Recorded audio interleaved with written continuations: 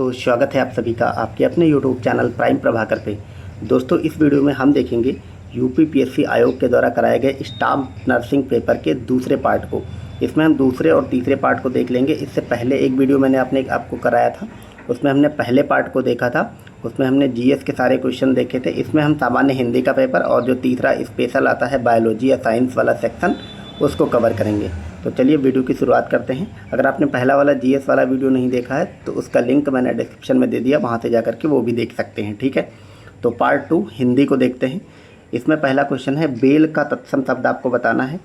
Bell का तत्सम शब्द होता है बिल्व। इसमें आंसर दिया हुआ है, हमने एकदम ये जो उस आयोग की ऑफिशियल आंसर की है उससे इन सारे आंसर लगाए हुए हैं। ठीक है, और अगर इसमें हिंदी और इंग्लिश दोनों में दिया हुआ है, मतलब हिंदी के क्वेश्चन तो हिंदी में ही रहेंगे, बाकी जो बायोलॉजी वाले क्वेश्चन रहेंगे वो हिंदी इंग्लिश दोनों में रहेंगे। ठीक है, जिस कन्या की सगाई हो गई हो उसको कहते हैं वाग्दत्ता। ठीक है, यानी सगाई हो चुकी है और शादी होने वाली है उसको वाग्दत्ता कहते हैं। निम्नलिखित में से कौन सा शब्द जानवी का पर्यायवाची नहीं है? तो जानवी हम गंगा को कहते हैं, और इसमें सुरसरी जो है वो गंगा का पर्यायवाची है, देवपगा है, मंदाकिनी है, लेकिन जो गहर होता है वो जानवी का पर्यायवाची नहीं है। अब इधर देखते हैं, अनेक ऐसे क्षेत्र हैं जिनमें युवा अपनी रचनात्मक भूमिका निर्वाह कर सकते हैं। उक्त वाक्य में अशुद्ध पद क्या है? इसमें अशुद्ध पद है अनेकों, क्योंकि अनेकों नहीं होता है, अनेक होता है। वादी का विलोम होता है प्रतिवादी। तत्बहुत शब्द वे होते हैं जो संस्कृत शब्दों से व्युत्पन्न होते हैं। ठीक है, तत्बहुत होते हैं जो संस्कृत से व्युत्पन्न होते हैं। अगला देख लेते हैं। अगला है, इनमें से शुद्ध वाक्य आपको चुनना है। मैंने 1 वर्ष तक उसकी प्रतीक्षा की है, शुद्ध वाक्य। ठीक है, आप लोगों ने अगर पेपर दिया है तो इसका मिलान कर सकते हैं। इसके अलावा चूँकि यूपीपीसीएस आयोग ही करा रहा है तो आरओ में भी हिंदी का पेपर आता है, तो आरओ वाले हिंदी वाले लोग भी इसको देख सकते हैं कि ऐसे ही क्वेश्चन पूछे जाएंगे, या इसमें एज इट इज रिपीट भी किए जा सकते हैं क्योंकि आयोग सेम है। ठीक है, फिर निम्नलिखित वाक्यांश में निश्चित परिणाम बोधक कौन सी है? तो 4 किलो चीनी। चूँकि 4 किलो है तो एकदम निश्चित मात्रा है, इसलिए इसको निश्चित कहेंगे। अगला है, कदाचित का विलोम क्या होता है? तो निश्चित होता है। कदाचित का मतलब होता है कभी कभी, और निश्चित का मतलब हमेशा। फिर है, किसी भाषा के मूल शब्द को तत्सम कहते हैं। एकदम सही है ये। ऐसे शब्द जो विदेशी भाषाओं से हिंदी भाषा में आया उन्हें तत्भव कहते हैं। ये गलत है। जो विदेशी भाषाओं से हिंदी में आया उन्हें देशज कहते हैं, ना कि तत्भव। तत्भव उन्हें कहते हैं जो संस्कृत से लिए गए हैं। ठीक है, नेक्स्ट देखते हैं। वहाँ पनघट पर कौन नहा रहा है? इस वाक्य में विशेषण क्या है? तो विशेषण जो है वो संकेतवाचक विशेषण है। क्यों?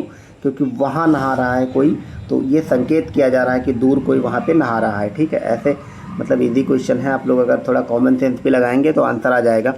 फिर सर्वसाधारण से संबंधित वाक्यांश के लिए सार्थक शब्द कौन सा है? तो वो है सार्वजनिक। सार्वजनिक मतलब वो सर्वसाधारण। फिर तालाब का पर्यायवाची आपको बताना है, तो वो होता है पुष्कर। ठीक है, इधर देखते हैं, निम्नलिखित में से कौन सा विशेष विशेषण युग्म गलत है? तो अपमान का उपमित, ये गलत होता है क्योंकि अपमान का उपमान होता है। फिर अशुद्ध शब्द चुनना है, तो इसमें से कोई नहीं अशुद्ध है क्योंकि अधीन, आशीर्वाद और पारलौकिक ये सभी शुद्ध हैं। विष्णु का पर्यायवाची कौन सा नहीं है? तो सीतापति जो है वो विष्णु का पर्यायवाची नहीं, वो राम के लिए उपर्युक्त होता है। फिर है, आमिष का विलोमार्थक शब्द है, वो है निरामिष। तत्भव शब्द चुनना है, तो वो है नीम। नीम जो है वो तत्भव शब्द होता है। इसके अलावा हरिद्रा, यथा और मेघ ये तत्सम है।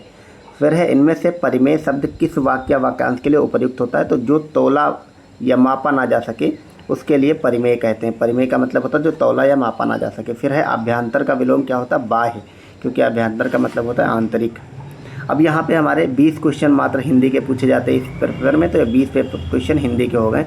अब यहाँ से मेन पार्ट शुरू होता है, पार्ट 3 इस पेपर का, और ये नर्सिंग या आयुर्वेद से रिलेटेड है, यानी इसमें मेनली जो है आपके बायोलॉजी से रिलेटेड क्वेश्चन पूछे गए हैं। ठीक है, तो आप इसमें यूपीपीसीएस दे रहे एक अभ्यर्थी और आरओ दे रहे अभ्यर्थी, इसको ध्यान से देखें, और जिन लोगों ने ये वाला पेपर दिया वो लोग अपने आंसर का मिलान कर सकते हैं। ठीक है, क्योंकि ये बहुत इंपॉर्टेंट है। यहाँ से आपके आने वाले पीसीएस का एग्ज़ाम हो या आरओ हो, यहीं से आपके बायोलॉजी के क्वेश्चन देखने को मिल जाएंगे ऐसे ही सेम। ठीक है, तो इसमें हिंदी इंग्लिश दोनों में दिया हो, दोनों लोग देख सकते हैं, दोनों में आंसर टेक किया हुआ है।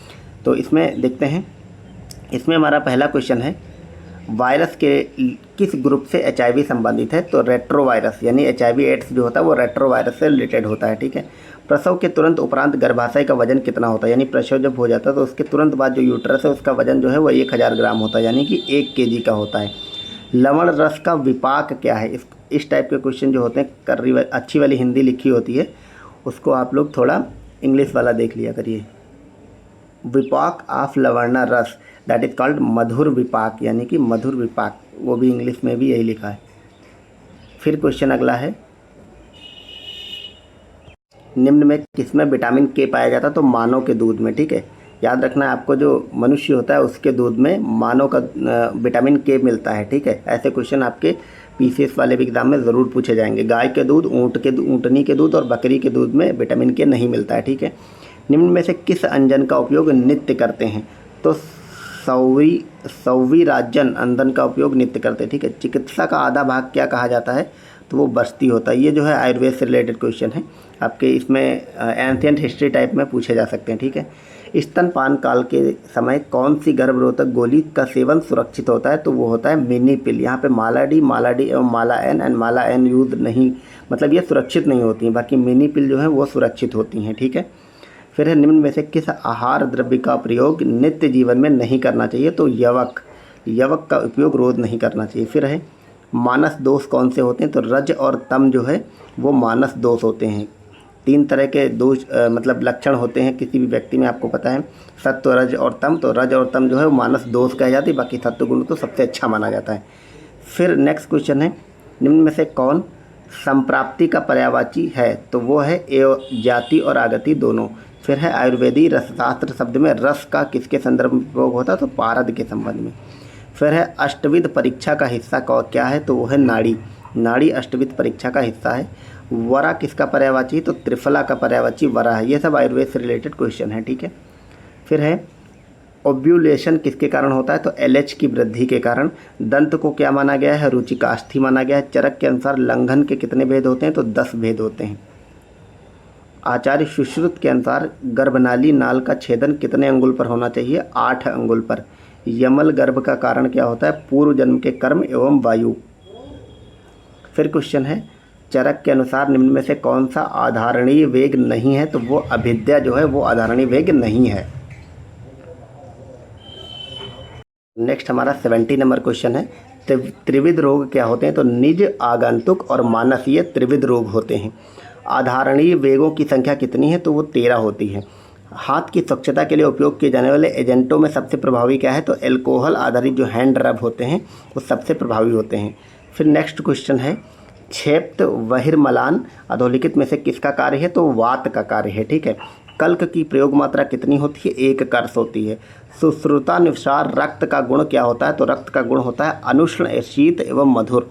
अनुष्ण, शीत एवं मधुर। ठीक है, ये जो है वो रक्त का गुण होता है सुश्रुत के अनुसार।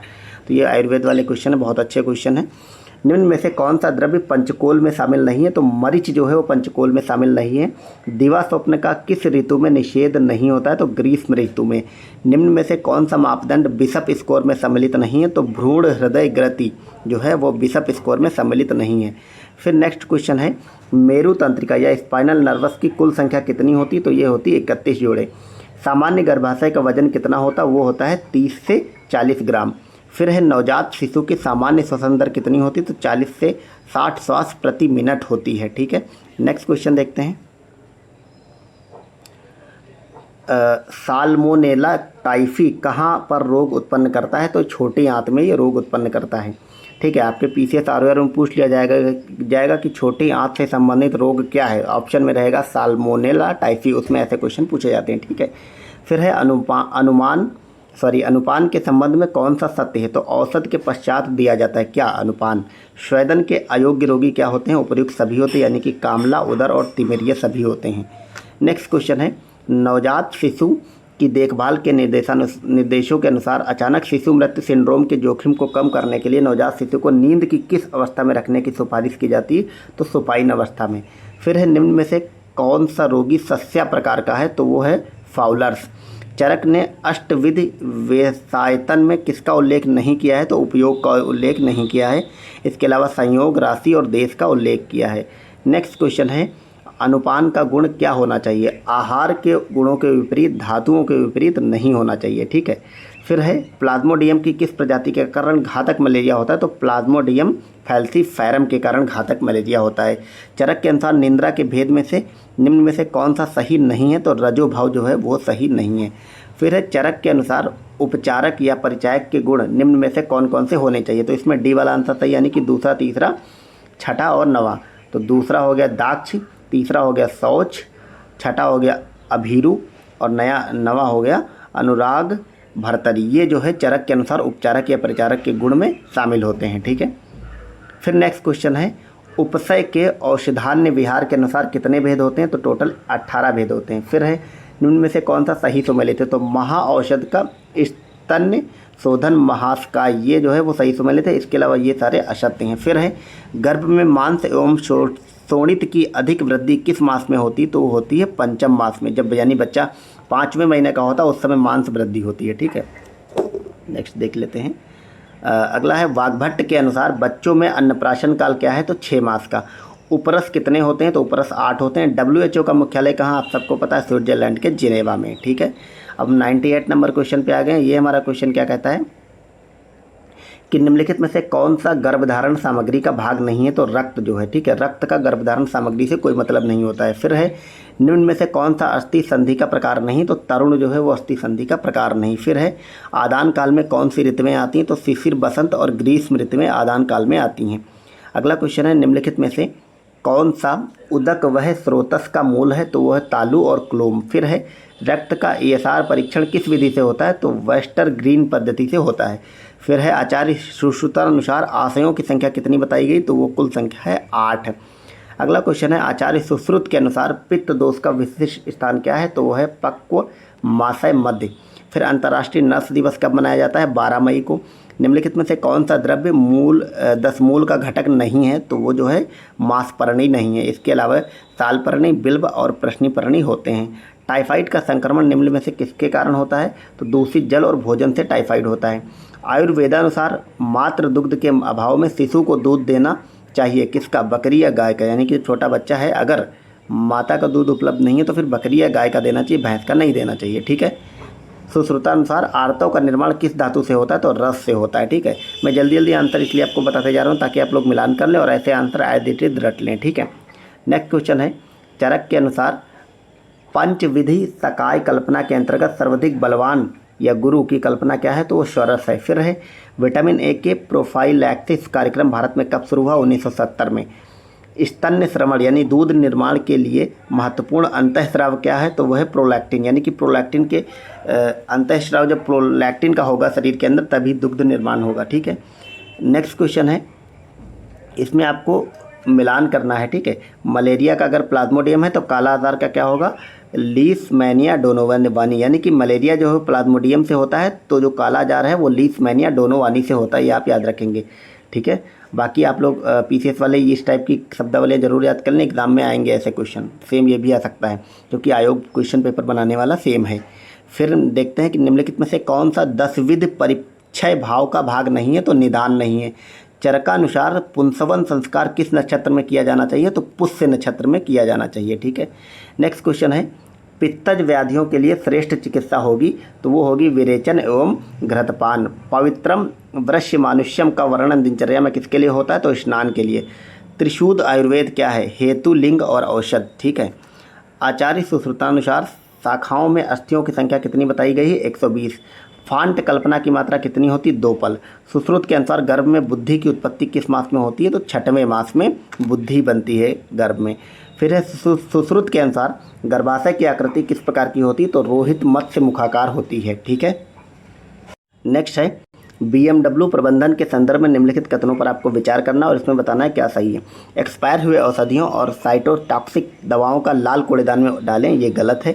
मानव अपशिष्ट का निपटान पीले कूड़ेदान में करना चाहिए, ये एकदम सही है। तो केवल 2 इसमें सही है।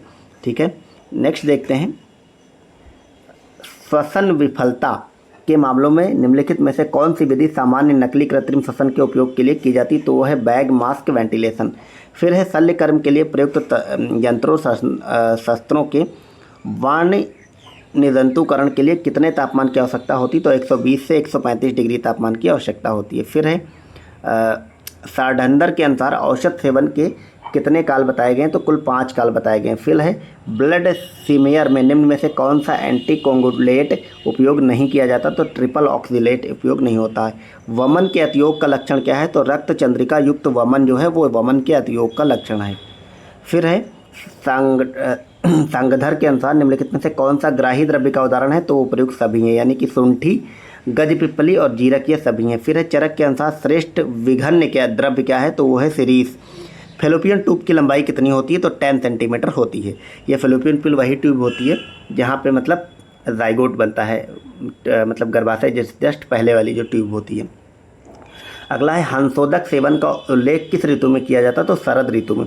राष्ट्रीय मानसिक स्वास्थ्य कार्यक्रम भारत में कब शुरू हुआ, 1982 में। ये क्वेश्चन यूपी पीसीएस वालों का फेवरेट होता है। इस टाइप का जो भी कार्यक्रम कभी भी शुरू किया गया है वो आज भी पूछे जाते हैं, तो यह आप याद रखेंगे। मानसिक कार्यक्रम जो है राष्ट्रीय स्तर पर 1982 में शुरू किया गया था। अगला है शरण किसका कर्म है, तो वो सीरा का कर्म है।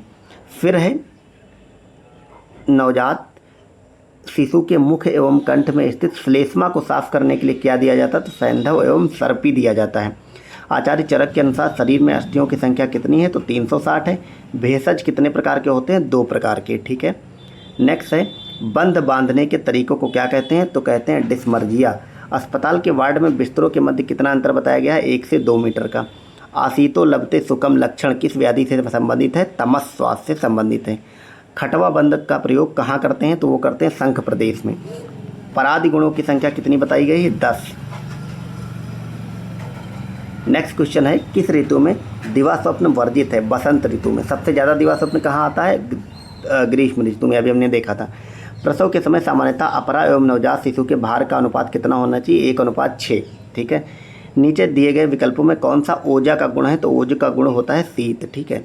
अगला क्वेश्चन है अस्पताल में उपार्जित संक्रमण को क्या कहा जाता है, तो कहते हैं नोसोकोमियल संक्रमण। रात्रि स्वभाव प्रभवा निद्रा का दूसरा नाम क्या है, तो भूत धात्री। आचार्य चरक के अनुसार मन के गुण क्या हैं, कितने हैं, तो मन के गुण 2 हैं, ये आपको याद रखना है। अगला है व्रण के कितने स्थान होते हैं, तो व्रण के कुल 8 स्थान होते हैं। निम्न में से किस वर्ग में आमलकी आता है, तो वो आता है फल वर्ग में। फिर बताना है धारणी वेग के संदर्भ में कथनों पर विचार करना है।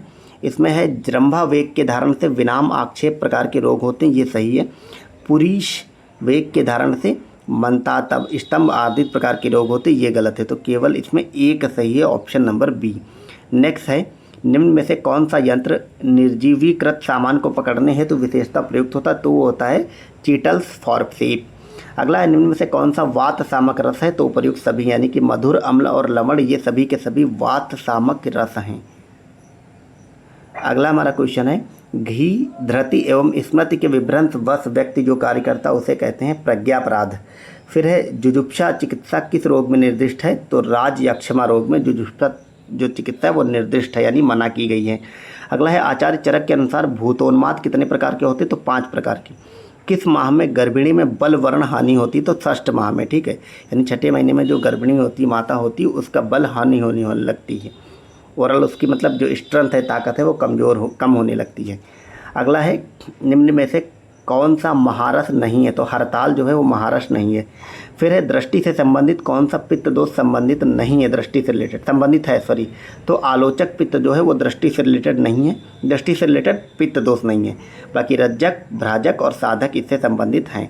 अगला क्वेश्चन है अमाशय के बाड़ी तक पहुँचने हेतु राइल्स ट्यूब को किस स्तर तक डालना चाहिए, 50 सेंटीमीटर तक। फिर है मर्म संख्या से संदर्भ में गलत युग्म को चुनना है, तो अस्थि मर्म 10 का होता है, ये गलत है।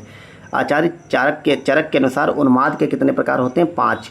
निम्न में से कौन सा धारणी वेग है, तो वो है क्रोध। स्तनपान किस अवस्था में वर्जित है, तो माता जब HIV से संक्रमित हो, माता ज्वर से पीड़ित हो, और स्तन एक्टिव हर्ट सिम्प्लेक्स यानी कि एक्टिव हर्ट सिम्प्लेक्स से संक्रमित जब स्तन हो माँ के, तब ऐसे में स्तनपान वर्जित है, यानी इन तीनों स्थितियों में स्तनपान नहीं कराना चाहिए, ठीक है। नेक्स्ट है संजीवनी वटी में कौन सा विष द्रव्य होता है, तो A और B दोनों में, यानी कि वत्सनाभ और भल्लातक ये दोनों ही विष द्रव्य होते हैं संजीवनी वटी में, ठीक है। अगला क्वेश्चन देखते हैं जो संयोग और विभाग का कारण हो उस एवं द्रव्य में आश्रित हो उसे कहते हैं कर्म। निम्न में से कौन सा अपस्मार का प्रकार नहीं है, तो भूतज नहीं, बाकी पित्तज, वातज और कफज हैं। फिर टी बैंडेड का उपयोग करते हैं पेरिनियम एवं ग्रोनियन के लिए। अगला है भारत में परिवार कल्याण कार्यक्रमों का प्रमुख लक्ष्य निम्नलिखित में से कौन सा है? तो गर्भ निरोधक विधियों तक सार्वभौमिक पहुंच प्रदान करना, ये परिवार कल्याण का लक्ष्य है। फिर है लास्ट क्वेश्चन, इनमें से कौन सी औषधियाँ नई ग्रहण नहीं की जाती हैं? तो पिप्पली एवं वाइवेडेंग जो है वो नई औषधियाँ ग्रहण नहीं की जाती। तो ये हमारा हो गया कंप्लीट आपका जो यूपीपीएससी आयोग के द्वारा कराया गया था स्टाफ नर्सिंग का पेपर। इससे पहले के वीडियो में हमने 30 क्वेश्चन जीएस के देखे थे, वो उसका लिंक डिस्क्रिप्शन में मिल जाएगा। और आज के में वो पार्ट 1 था, पार्ट 2 और पार्ट 3 हमने देख लिया, हिंदी और आयुर्वेद और बायोलॉजी वाले क्वेश्चन। ठीक है, अगर आपको ये वाला पूरे पेपर का पीडीएफ चाहिए 170 से 170 क्वेश्चंस का एज इट इज़ पीडीएफ जिसमें ये सारे निशान लगे हुए हैं, ये पीडीएफ चाहिए तो मैंने टेलीग्राम का लिंक डिस्क्रिप्शन में दे दिया, वहाँ जाकर ज्वाइन करें, मैं वहाँ पे इसको डाल दूँगा। ठीक है, तो चलिए मिलते हैं। और बाकी आप लोग जिन लोग ने इसका पेपर दिया था और ये पेपर दे दिया है तो आप लोग मिलान करिए कि आपके कितने नंबर आ रहे हैं। ठीक है, और फिर मैं आपको कमेंट में उसकी कट ऑफ वगैरह भी प्रेडिक्ट कर दूंगा, मतलब लगभग उसी के आसपास रहेगी। ठीक है, एकदम गारंटी तो कोई नहीं ली जाती है। तो जिन लोगों ने दिया था वो लोग कमेंट करके बताएं कि उन लोग के कितने कितने नंबर आ रहे हैं। ठीक है, तो मिलते हैं इसी की तरह नेक्स्ट वीडियो में। बाकी आप अगर यूपीपीसीएस और आरओ वगैरह का एग्ज़ाम दे रहे हैं तो उनसे संबंधित सारी प्लेलिस्ट मैं डिस्क्रिप्शन में दे रहा हूँ, वो भी देखें। और यूपीपीसीएस और आरओ दे रहे हैं तो इस चैनल को ज़रूर विजिट करें, ज़रूर सब्सक्राइब कर लें। ठीक है, वीडियो अच्छा लगा तो लाइक एंड शेयर करें, चैनल को सब्सक्राइब नहीं किया तो वो भी कर लें। ठीक है, मिलते हैं नेक्स्ट वीडियो में। Thank you so much for watching, bye bye.